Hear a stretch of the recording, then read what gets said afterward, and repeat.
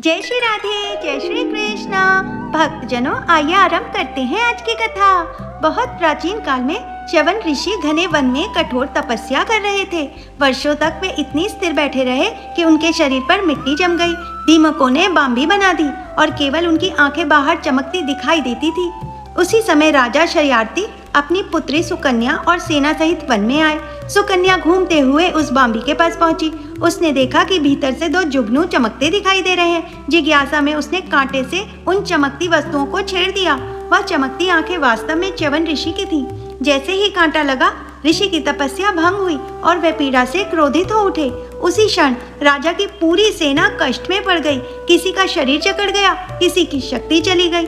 राजा शर्यार्थी ने कारण खोजा तो सुकन्या ने अपनी भूल स्वीकार की। राजा ऋषि के पास पहुंचे, क्षमा मांगी।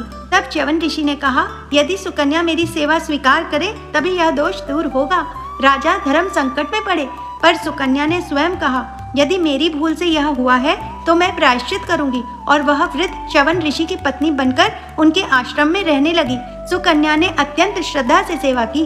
उसकी निष्ठा देखकर अश्विनी कुमार प्रसन्न हुए। उन्होंने कहा, हम ऋषि को पुनः युवा बना सकते हैं। वे च्यवन ऋषि को दिव्य सरोवर में ले गए। स्नान के बाद 3 समान रूप वाले तेजस्वी युवक बाहर आए, 2 अश्विनी कुमार और 1 च्यवन ऋषि। सुकन्या को अपने पति पहचानने थे। उसने ध्यान से देखा, जिसके नेत्रों में तप की शांति और करुणा थी, वही उसके पति थे। उसने सही पहचान लिया। उसी क्षण च्यवन ऋषि पुनः युवा और तेजस्वी हो गए। कहा जाता है कि बाद में च्यवन ऋषि ने अश्विनी कुमारों को यज्ञ में देवताओं के समान सोमपान का अधिकार दिलाया। इसी ऋषि के नाम पर आयुर्वेद में प्रसिद्ध च्यवनप्राश का नाम पड़ा, क्योंकि इसे बल और यौवन लौटाने वाला माना गया। बोलो श्री हरि विष्णु भगवान की जय।